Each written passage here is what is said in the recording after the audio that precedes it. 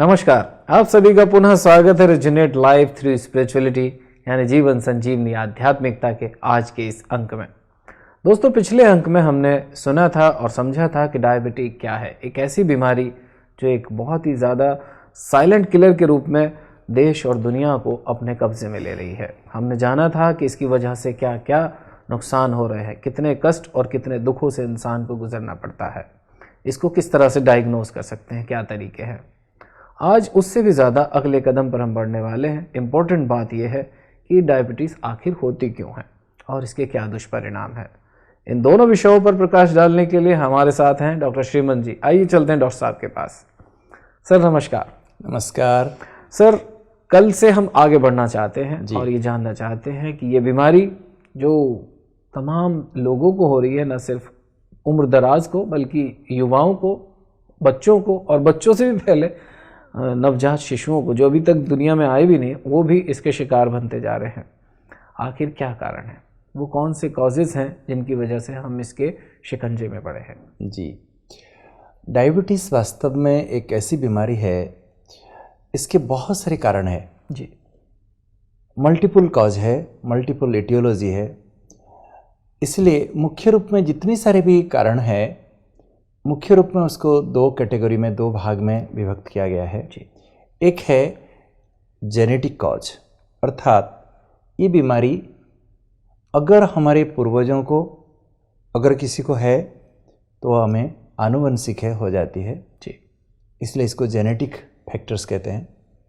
दूसरी बात है एनवायरमेंटल फैक्टर्स, अर्थात हमारे परिवेश का, हमारे जीवन शैली संबंधित कई बातें हैं जो फैक्टर्स हैं जो हमें अफेक्ट करती है।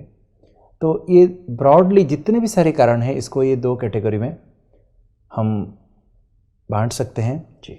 परंतु सार में मैं यही कह सकता हूँ कि genetic inheritance is the nature of the disease.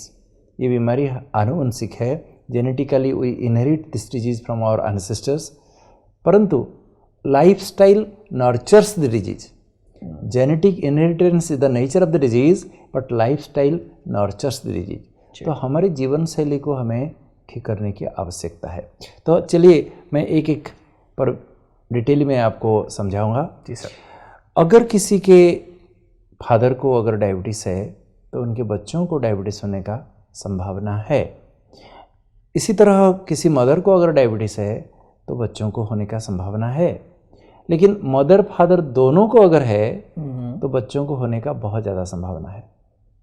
लेकिन कभी कभी ये भी देखा गया है फादर मदर दोनों को नहीं है, लेकिन ग्रैंड पेरेंट्स को, दादा दादी को, नाना नानी को अगर है तो भी कई दफ़ा हम देखते हैं लोगों को ये बीमारी हो जाती है। तीसरी जनरेशन में भी यदि कहीं किसी को ये बीमारी रही है तो वो हमारे चौथी जनरेशन तक ये पहुंच सकती है, बीच वालों को भले ना भी हो। और हमारे सिर्फ डायरेक्ट रिलेशन नहीं, थोड़ा सा डिस्टेंट रिलेशन, क्लोज रिलेशन में भी और कोई है, हमारे सेकेंड डिग्री रिलेशन में भी कोई है, तो भी हमें ये बीमारी हो सकती है। तो इसलिए इसको एक जेनेटिक डिजॉर्डर व आनुवंशिक बीमारी हम कह सकते हैं। और इसलिए हम खास एक जेनेटिक काउंसलिंग करते हैं, लोगों को बताते हैं कि अगर आप डायबिटीज़ के शिकार से बचना चाहते हो तो avoid marriage in close relationship. कई कम्युनिटी ऐसे हैं जो एकदम क्लोज रिलेशन में, अपने ब्लड रिलेशन में भी आपस में शादी करा लेते हैं जी। वो ठीक नहीं है।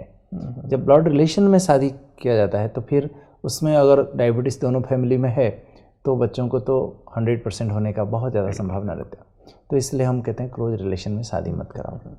लेकिन सबसे मुख्य जो है, मैं सबसे मुख्य इसलिए कह रहा हूँ, आजकल कई ऐसे बच्चे हैं उनके कोई रिलेशन में कहीं कभी खानदान में नहीं है जी, लेकिन उनको डायबिटीज़ है। तो फिर किसको ब्लेम करें।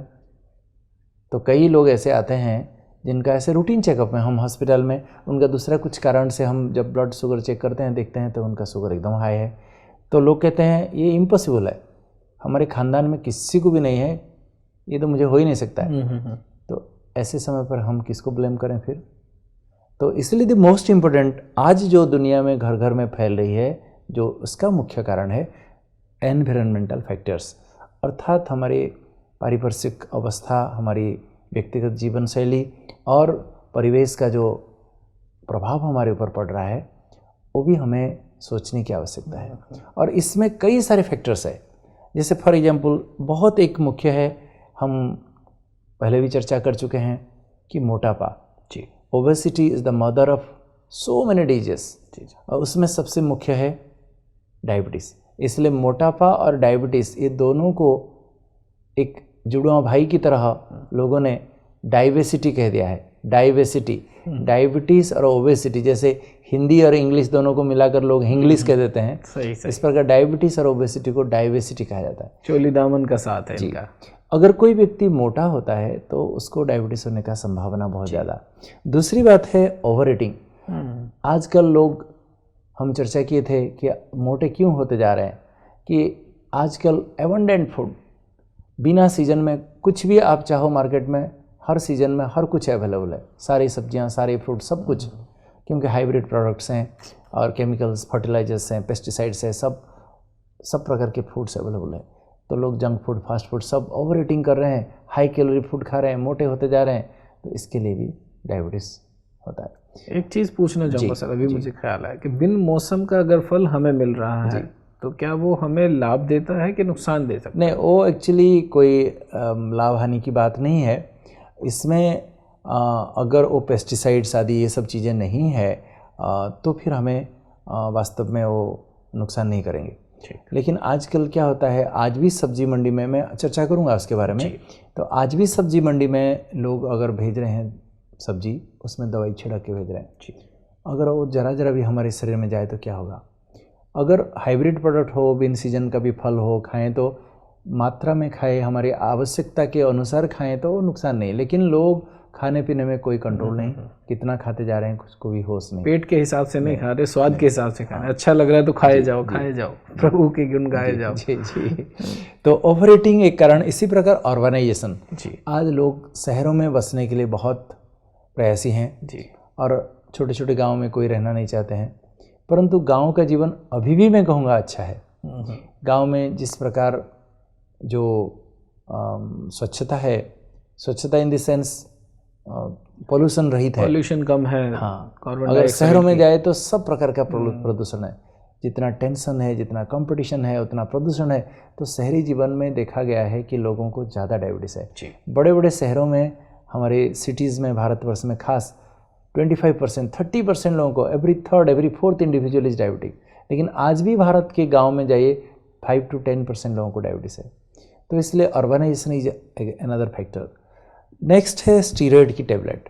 देखिए, आज एलोपैथी मेडिसिन में स्टीरॉयड को हम एक जान बचाने की दवाई के रूप में यूज़ करते हैं। जब कुछ भी काम नहीं करता है, लास्ट में हम बिल्कुल ब्रह्मास्त्र के रूप में उसको यूज़ करते हैं। एक उदाहरण के रूप में मान लीजिए किसी को सीवियर दम्मा की बीमारी, वो बेचारा सांस के लिए तड़प रहा है, अभी मर जाएगा, एकदम सांस ले नहीं पा रहा है। ऐसे समय पर जब हम स्टीरॉयड दे देते हैं इंजेक्टेबल रूप में, इनहेलर के रूप में, जान बचा सकते हैं। किसी को सांप काट दिया, एनाफाइलेक्टिक रिएक्शन हो गया, उस समय वो मर रहा है, लेकिन उस समय जब इंजेक्शन स्टीरॉयड दिया जाता तो बच जाता है। बचने की संभावना। तो कई बीमारियों के लिए हम स्टीरॉयड को इस्तेमाल करते हैं, और इसके इंजेक्शन के साथ साथ गोलियाँ भी उपलब्ध है जी। लेकिन लोग आज एडल्ट्रेशन, करप्शन के ज़माने में हम जानते हैं लोग क्या क्या कर रहे हैं, कभी कोई सोच भी नहीं सकता है। तो आज ऐसे फुटपाथ में कहीं भी अनेक प्रकार के क्वैक्स हैं, जो आप देखना कई प्रकार के चूर्ण बेचते रहते हैं जी, और उसमें कहेंगे तुम्हारी दम्मा ठीक हो जाएगी, तुम्हारे घुटने का दर्द ठीक हो जाएगा, सब कुछ ठीक हो जाएगा। तो उस चूर्ण में ये स्टीरॉयड की गोली मिला देते हैं, और भोले भोले लोग ये सब लेके खा के टेम्पररी रिलीफ तो मिलता है, लेकिन उसके सौगात में फिर मिलता है बीमारी, डायबिटीज़। तो इसलिए स्टीरॉयड की गोली भी एक मुख्य कारण है जी। और भी कई सारी दवाइयाँ हैं। और बहुत इम्पोर्टेंट बात है कि जैसे जैसे उम्र बढ़ता जाता है तो लोगों को डायबिटीज़ होने का संभावना ज़्यादा है, क्योंकि जैसे उम्र बढ़ता जाता है लोग धीरे धीरे धीरे धीरे फिजिकल वर्क उनका कम हो जाता है, सेडेंट्री हो जाते हैं, फिर उनको डायबिटीज़ होने का संभावना ज़्यादा रहता है जी। यंग एज में एक्टिव रहते हैं, मेहनत करते हैं, तो ये बीमारी नहीं होती है। और टेंशन, स्ट्रेस, ये सबसे इम्पोर्टेंट कारण है, क्योंकि स्ट्रेस इज़ डायबिटोजेनिक। आज घर घर में लोगों को जो डायबिटीज़ हो रही है, इसका एक मुख्य कारण मैं कह सकता हूँ स्ट्रेस, क्योंकि बच्चे से लेकर बूढ़े तक जिसको देखो टेंशन है, स्ट्रेस है। और इसी तरह सीडेंटरी लाइफस्टाइल, आज विज्ञान के ज़माने में सबके पास सब प्रकार के विज्ञान के साधन है। एक भी व्यक्ति नहीं मिलेगा जिसके पास मोबाइल नहीं होगी, और मोबाइल होने के कारण हम सभी इमोबाइल हो गए हैं। तो हिलना डुलना बंद हो गया है, बहुत कम हो गया। तो जिसके कारण लोग मोटे भी होते जा रहे हैं और बीमारी हो रही है। और भी कारण है बहुत मिठाइयाँ खाना, क्योंकि भारत में आए दिन त्यौहार जी, और लोग तो मौका ही ढूंढते रहते हैं, कैसे कोई शादी हो ब्याह हो फिर हम खूब आनंद लें मिठाई का। तो जैसे शराबी वो मौका ढूंढता रहता है, बहाना ढूंढता रहता है, इसी प्रकार जो मिठाई खाने वाले भी बहाना ढूंढते रहते हैं। तो आज घर घर में भारत के हमारे ट्रेडिशन ऐसा हो गया, माताएं हमारी नाश्ता में भी स्वीट दे देंगे, लंच में भी स्वीट डिश होगा, कोई मेहमान आए तो स्वीट खिलाएंगे, रात को भी स्वीट खिलाएंगे। तो लोग ज़्यादा स्वीट्स खाते हैं भारतवर्ष में, और ज़्यादा कार्बोहाइड्रेट इंटेक भी ज़्यादा है हमारे भारतवर्ष में, ज़्यादा चावल चपाती भी हम खा रहे हैं। इसके कारण भी डायबिटीज़ का एक मुख्य कारण ये भी है। और सबसे इम्पोर्टेंट कारण है, मैं कहूँगा, केमिकल्स, फर्टिलाइजर्स, पेस्टिसाइड्स, ये सब चीज़ें जो अधिक मात्रा में हम प्रयोग करके, अगर ठीक अनुकूल या अनुपात में अगर ये सब यूज़ किया जाए, इस्तेमाल किया जाए, जो हमारे शरीर के लिए नुकसान ना पहुँचे तो ठीक है।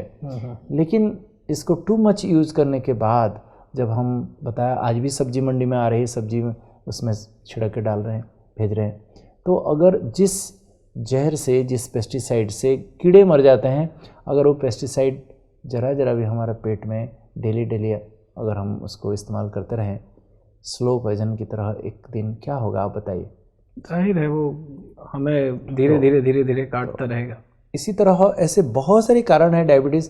सो diabetes is a multifactorial disorder, इसलिए इसका कारण अनेक होने के कारण निवारण भी सही नहीं हो पा रहा है, और इसलिए ये एक महामारी का रूप ले चुकी है। मुख्यतः मैं तो सार रूप में यही कह सकता हूँ कि जो मोटे हैं उनको डायबिटीज़ होता है, जो खान पान की अनहेल्दी ईटिंग हैबिट है उनको होता है, जो आलसू है उनको होता है, जो बहुत स्ट्रेसफुल है उनको होता है, जिनके फैमिली हिस्ट्री है डायबिटीज़ उनको होता है, और जो ओवरवर्कड है उनको डायबिटीज़ होता है। ये सब मुख्य कारण है। तो हम अगर इससे बचें तो फिर डायबिटीज़ से भी बच सकते हैं। तो दोस्तों, ये जाना हमने कि डायबिटीज़ होने के मूल रूप से जो मुख्य कारण है, वो पहला तो ये कि अगर हमारे परिवार में आनुवांशिक रूप से कोई डायबिटिक रहा है तो उसको सौगात में वो हमें मिल ही जाएगा कहीं ना कहीं किसी तरह से। इस पे ध्यान रखना ज़रूरी है। जो बात सर ने क्वेश्चन समय दिया है कि हम क्लोज़ रिलेशन में शादियाँ ना करें, मैरिजेस ना करें, तो इससे बचाव संभव है। दूसरा, हमारा खान पान, मिठाइयों पर हमें अंकुश रखना पड़ेगा। यहाँ मीठा हमारे लिए जहर के समान है, मतलब हमें इस बीमारी की तरफ ले जाए। आवश्यकता अनुसार यदा कदा कभी कुछ खाया तो ठीक, लेकिन जो हमारी जीवन में हर दिन सुबह शाम दोपहर के भोजन में मिठाइयाँ शामिल हो गई हैं, उनसे हमें अपने आप को बचाना पड़ेगा। फिर हमारा स्ट्रेसफुल जो जीवन है उस पर भी हमें ध्यान रखना पड़ेगा। अपनी जीवन शैली में जो आरामदायक ज़िंदगी हम जीने के आदी हो गई, उससे निकलना पड़ेगा। ये सब कुछ कारण हैं जो हमें डायबिटीज़ के बीमार बनाते जा रहे हैं। अब प्रश्न उठता है कि इसके दुष्परिणाम क्या क्या हैं। इसको हम जानने के लिए फिर से चलते हैं डॉक्टर साहब के पास। आज लोगों को नुकसान के बारे में भी ज्ञान नहीं है जी, इसलिए लापरवाही करके कुछ भी करते रहते हैं, और एक दिन फिर जब डायबिटीज़ हो जाता है फिर उस समय इट इज़ टू लेट। लेकिन आपको हंसी आएगी, मैं ऐसे भी कई मरीजों को देखा हूँ जो बॉर्डरलाइन स्टेज में कई साल तक होते हैं, और तो भी रसगुल्ला, गुलाब जामुन, समोसे, कचौरी चल रहा है। जी बिल्कुल। अगर मैं उनको कभी कभी देखता हूँ कहीं पार्टी में कहीं टोकता हूँ, अरे भाई आपको तो बॉर्डरलाइन डायबिटीज़ है। डॉक्टर साहब बॉर्डरलाइन है ना, चलता है। तो मैंने भी यहाँ तक सुना है कि एक गोली और ज़्यादा खा लेंगे। तो बॉर्डरलाइन करते करते ऐसे चलाते चलाते एक दिन सीधा बाउंड्री पार, छक्का, तो फिर सारा जीवन भर झेलते रहो। तो लोगों को वास्तव में डायबिटीज़ से क्या नुकसान होता है भी पता नहीं है। अगर व्यक्ति अगर इस बात को समझ जाए तो उसकी आंखें खुल जाए, मैं कहूँगा। इसलिए हमें सबको पता होना चाहिए कि डायबिटीज़ कितना एक बहुत एक खतरनाक बीमारी है। इस बीमारी से क्या क्या हमें नुकसान होता है। तो चलिए हम चर्चा करते हैं इस बीमारी से क्या कॉम्प्लिकेशंस होता है। मैं सार रूप में यही कह सकता हूँ, डायबिटीज़ का जितने भी जो भी कॉम्प्लिकेशंस होता है, दुष्प्रभाव दुष्परिणाम होता है, उसका आधार स्तंभ तो हमारे खून में शुगर का बढ़ावा। शुगर जब हमारे खून की नसों में जो खून होते हैं उसमें अगर शुगर की मात्रा बढ़ जाती है तो फिर सारे कॉम्प्लिकेशन शुरू होते हैं। वो कैसे होते हैं? अगर किसी को हाई ब्लड शुगर हो जाता है तो उसके खून बहुत गाढ़ा हो जाता है, तो नेचुरली क्या होगा, जो छोटे छोटे रक्त नली हैं ब्लड वेसल्स हैं वो चोक कर देते हैं, ब्लॉकेज हो जाएगा।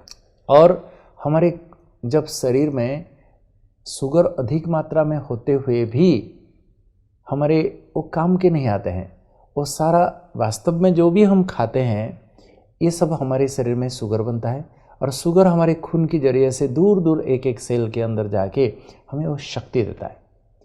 जैसे किसी गाड़ी में आप नित्य फ्यूल डालते हो, किस लिए? कि गाड़ी को चलाने के लिए वो ऊर्जा देता है जी। इसी प्रकार हम सारे दिन जो भी खाते हैं वो जाके शुगर बन के फिर हमें ऊर्जा देते हैं जी।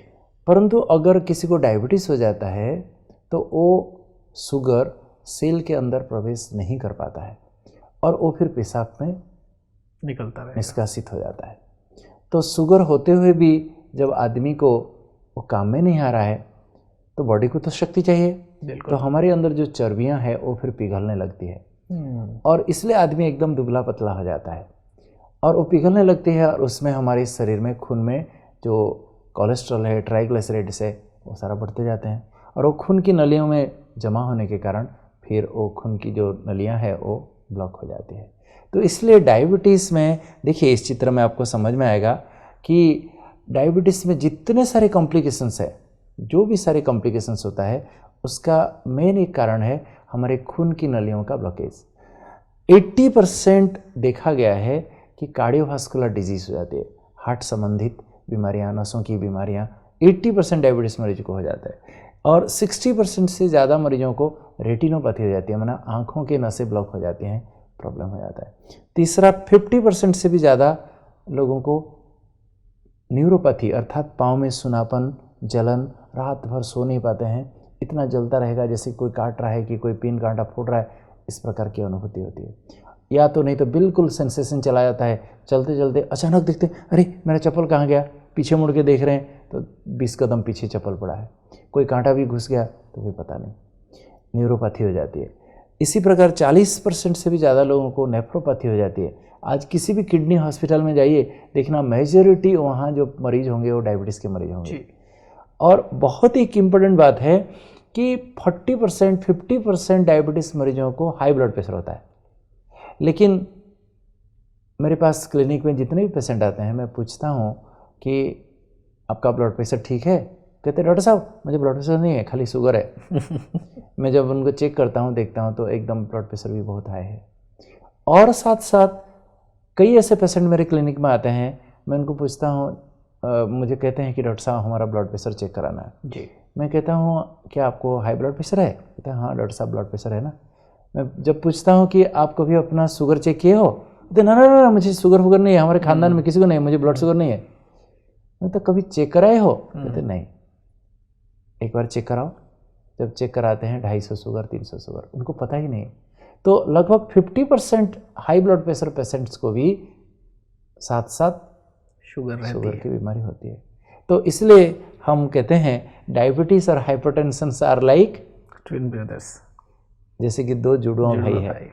ये जैसे किसी के माँ के पेट में 2 बच्चे हैं, एक बच्चा अगर डिलीवरी हो गया तो दूसरा बच्चा क्या होता है, उसके पीछे पीछे आ रहा है। तो इसी प्रकार अगर किसी को डायबिटीज़ हो गया है उसको क्लोजली मॉनिटर करना जरूरी है कि उसको कहीं ब्लड प्रेशर तो नहीं हो गया, और हो ही जाता है। और किसी को हाई ब्लड प्रेशर भी है तो उसको आगे चल के डायबिटीज़ हो ही जाता है।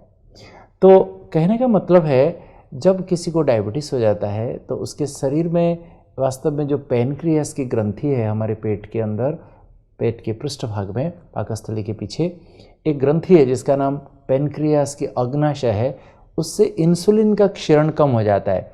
जब इंसुलिन क्षरण कम हो जाता है तो हमारे खून में शुगर की मात्रा बढ़ जाती है। क्योंकि ये इंसुलिन ही वास्तव में शुगर को दूर दूर एक एक सेल के अंदर पहुंचाने में मदद करता है। जब हमारे शरीर में इंसुलिन ही ठीक से नहीं बन पाता है या ठीक से काम नहीं कर पाता है तो खून में शुगर की मात्रा बढ़ जाती है। लेकिन साथ साथ जो बताया, हमारे ब्लड वेसल्स चोक होने लगते हैं।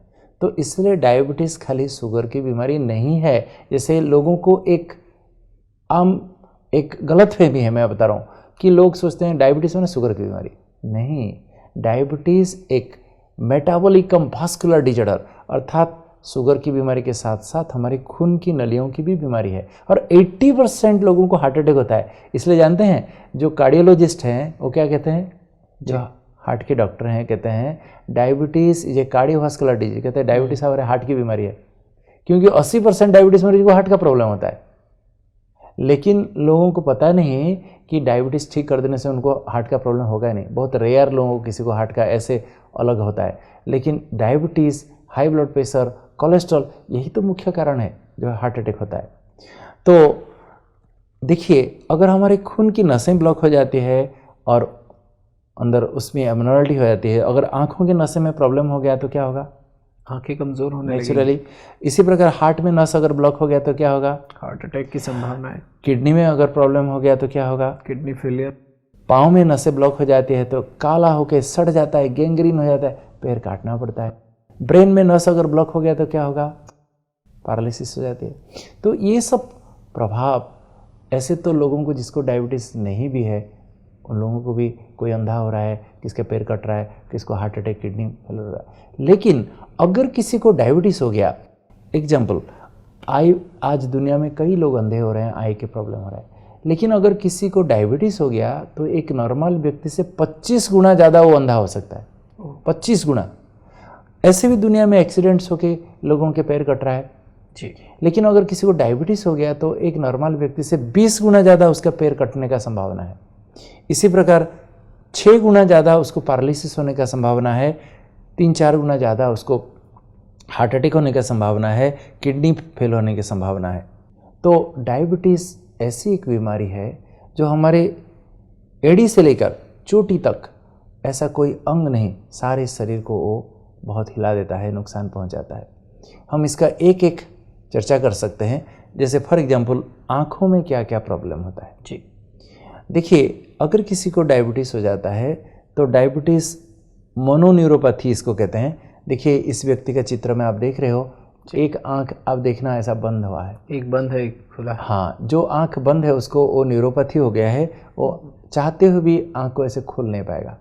ये मेरे पेशेंट है जिसका फोटो दिखा रहा हूँ आपको, आए थे। तो देखिए आँख ऐसे बंद हो गया है, ऊपर उठा नहीं पाता, आईलिड ड्रॉप हो गया है।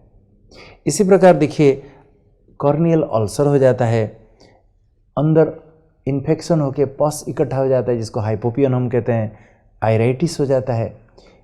और साथ साथ बहुत जल्दी मोतियाबिंदु हो जाती है।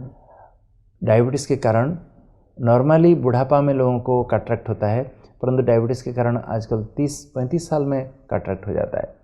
और ऐसे बार बार फोड़े होने लगेंगे आँखों में, आईलिड में फोड़े, जिसको होडियलम कहते हैं, स्टाई कहते हैं मेडिकल भाषा में।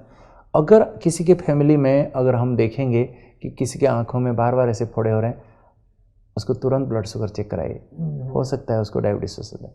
लेकिन कोई डायबिटीज़ पेशेंट को अगर बार बार ऐसा हो रहा है, समझ जाइए उसका शुगर डेफिनेटली अनकंट्रोल्ड है। और क्या हो सकता है, आँखों के अंदर हमारे जो रेटिना है, एक पर्दा है, उसमें जो नसें हैं वो नसें फट जाती है, ब्लीडिंग होने लगते हैं, जिसको फिर आदमी अंधा हो जाता है, जिसको हम रेटिनोपैथी कहते हैं। आँखों के अंदर प्रेशर बहुत बढ़ जाता है, जिसको हम काला पानी कहते हैं, ग्लोकोमा कहते हैं। तो ये सारे कॉम्प्लिकेशंस डायबिटीज़ के होता है। इस चित्र में आप क्या देख रहे हैं, एक रास्ता है जिस पे गाड़ी आ रही है, नॉर्मल। आप मान लीजिए ड्राइविंग कर रहे हो, आपके सामने ऐसा एक दृश्य दिखता है। लेकिन किसी के डायबिटीज़ के कारण अगर उसके आँखों के पर्दे के पर असर हो गया है, रेटिनोपैथी हो गई, देखिए कैसा दिखेगा। अगर आप गाड़ी ड्राइव कर रहे हो, ऐसा दिख रहा है, क्या होगा, एक्सीडेंट होगा, 100% एक्सीडेंट। तो आज डायबिटीज़ के कारण लोग अपने आँखें चेक नहीं कराते हैं, उनका ब्लड प्रेशर, शुगर कंट्रोल नहीं है, कई समय तक फिर एक दिन ऐसे अंधे होके, ये तो जरा सा आप देख रहे हो, जब अंदर बहुत ज़्यादा ब्लीडिंग हो जाती है आदमी पूरा अंधा हो जाता है। टोटल ब्लाइंड हो जाता है। जैसे आँखों पर प्रभाव होता है, इसी प्रकार किडनी पर भी अगर असर हो गया तो डायबिटीज़ नेफ्रोपैथी कहा जाता है। अर्थात किडनी में हमारे नॉर्मली जो कई चीज़ें, बॉडी की आवश्यक चीज़ें जैसे प्रोटीन, वो सब लीक होने लगते हैं। फिर पैर सूजना लगता है, फेस स्वेलिंग हो जाती है, ब्लड प्रेशर बढ़ जाता है, किडनी फिर फेल हो जाता है। इसी प्रकार अगर पाँव में उसका देखते हैं असर, कईयों के तो पूरा गैंग्रीन हो जाता है, नस ब्लॉक होने के कारण काला हो जाता है, काटना पड़ता है। कईयों के न्यूरोपैथी के कारण डिफॉर्मिटीज़ हो जाती हैं, हेमरटोज हो जाते हैं, कैलोसिटीज़ हो जाते हैं, और इस प्रकार कॉर्न्स हो जाते हैं या बुनियन हो जाते हैं, ओवरराइडिंग टोज होते हैं। ये सब डिफॉर्मिटीज़, अल्सर्स, ये सब चारकोट आर्थ्रोपैथी कहते हैं। हड्डियाँ, पैर के हड्डियाँ चूर चूर हो जाते हैं। फिर पैर देखिए कैसे मोटा हो जाता है, क्लब फुट जैसा हो जाता है, फ्लैट फुट हो जाता है, फिर अल्सर हो जाता है, ठीक होता नहीं है। तो कईयों के पैरों में ऐसा असर होता है जैसे उसके नस ब्लॉक हो गया तो पूरा गैंग्रीन होके काटना पड़ता है, नहीं तो ऐसे सुनापन होके पैर में अल्सर हो जाता है, घाव हो जाता है, फिर इन्फेक्शन होके फिर एम्पुटेशन करना पड़ता है। इसी तरह हमारे दांतों पर भी असर होता है। दांत में मसूड़े और अंदर तक एकदम इन्फेक्शन फैल जाता है, बैक्टीरियल इन्फेक्शन और fungal infection. Majority diabetes patients के दांत सड़े हुए मिलते हैं, लेकिन उनको पता ही नहीं चलता, क्योंकि उनको खुद को बदबू नहीं आता है, तो सामने वाला व्यक्ति तो नाक फट जाएगा। तो दांतों पर भी उसका असर होता है। और डायबिटीज़ में सबसे मुख्य इम्पोर्टेंट, बहुत इम्पोर्टेंट है, 80% से भी ज़्यादा लोगों को हार्ट अटैक होता है। और ये साइलेंट हार्ट अटैक है, इसलिए बहुत ही खतरनाक है। नॉर्मल व्यक्ति को तो चेस्ट पेन होता है, जैसे हमारे देखिए ये नस में जो प्लैक्स है, देखिए कैसे जमा हो गया है, वो सारे अंदर कैसे कोलेस्ट्रॉल आदि डिपॉजिट होकर कैसे ब्लॉकेज हो रहा है। अगर अधूरा ब्लॉकेज है तो छाती में नॉर्मल व्यक्ति को पेन होता है, लेकिन डायबिटीज़ पेशेंट को पेन नहीं होता है, सडन एकदम कोलैप्स होकर डेथ हो जाता है। और पूरा ब्लॉकेज हो गया तो देखिए हार्ट का हिस्सा पूरा काला होकर सड़ गया, तो पूरा सडन एक्यूट मायोकार्डियल इन्फार्क्शन होता है, जिसको हम हार्ट अटैक कहते हैं, तो सडन डेथ हो जाता है। ब्रेन में अगर ऐसे ब्लॉक हो गया तो इसको ब्रेन अटैक कहते हैं, जैसे हार्ट अटैक कहते हैं जैसे ब्रेन अटैक कहते हैं, फिर पैरालिसिस हो जाता है। तो ये सब कॉम्प्लिकेशंस होता है डायबिटीज़ में। डायबिटीज़ में खून ज़्यादा मीठा होने के कारण, शुगर के कारण बैक्टीरिया को बहुत जल्दी अपॉर्चुनिटी मिलती है फैलने के लिए। तो इन्फेक्शंस बहुत जल्दी सारे शरीर में, फंगल इन्फेक्शन, बैक्टीरियल इन्फेक्शन सारे शरीर में बहुत तेज़ गति से बढ़ती जाती है। फिर बहुत कॉस्टली एंटीबायोटिक देना पड़ता है, बहुत मुश्किल से जान बचाना पड़ता है। डायबिटीज़ में बहुत एक इम्पोर्टेंट कॉम्प्लिकेशंस है हाइपोग्लाइसीमिया, लो शुगर। बहुत लोगों को ओवर मेडिकेशन के कारण खाना स्किप कर लेते हैं, तो जिसके कारण शुगर एकदम लो हो जाता है। डायबिटीज़ मरीजों को सबको याद रखना चाहिए कि लंबे समय तक खाली पेट नहीं रहना चाहिए, भूख उपवास नहीं करना चाहिए, कम 3-4 बार खाना चाहिए, नहीं तो शुगर लो हो जाता है तो फिर आदमी एकदम बेहोश हो जाता है, कभी कभी तो डेथ भी हो जाता है। 70 से अगर शुगर हमारा लो हो जाता है तो हाइपोग्लाइसीमिया कहा जाता है। इसी प्रकार एकदम हाई शुगर हो जाना, उसमें भी बॉडी में एकदम बहुत एसिड पैदा हो जाता है और फिर उसका भी प्रभाव ऐसा होता है, फिर आईसीयू में एडमिट करके उनको बहुत मुश्किल से बचाना पड़ता है। ये जो बच्चा देख रहे हो, इसका उम्र कितना होगा?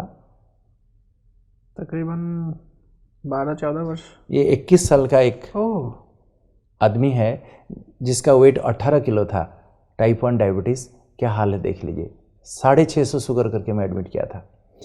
तो कहने का मतलब है सार रूप में, डायबिटीज़ में शरीर का ऐसा अंग नहीं जिस पर इसका दुष्प्रभाव नहीं होता है। लोगों को पता नहीं ये बीमारी कितना खतरा है, इसलिए लापरवाही करके चलते हैं। शुरुआत में कुछ होता नहीं, लेकिन अंत में जब 4-5 साल के बाद जब शुरू होता है, फिर उस समय कोई बचा नहीं सकता है। इसलिए मैं तो सार में यही कहूँगा कि हर एक डायबिटीज़ पेशेंट्स ये कॉम्प्लिकेशंस के बारे में नॉलेजफुल होना चाहिए, जानना चाहिए, और इससे कैसे बचे अपने आप को समझना जरूरी है। तो दोस्तों, आज की परिचर्चा में हमने समझा कि डायबिटीज़ के कारण क्या क्या हैं। अब कल हम बात करेंगे इसके निवारण और इसके बचाव पर। धन्यवाद, नमस्कार।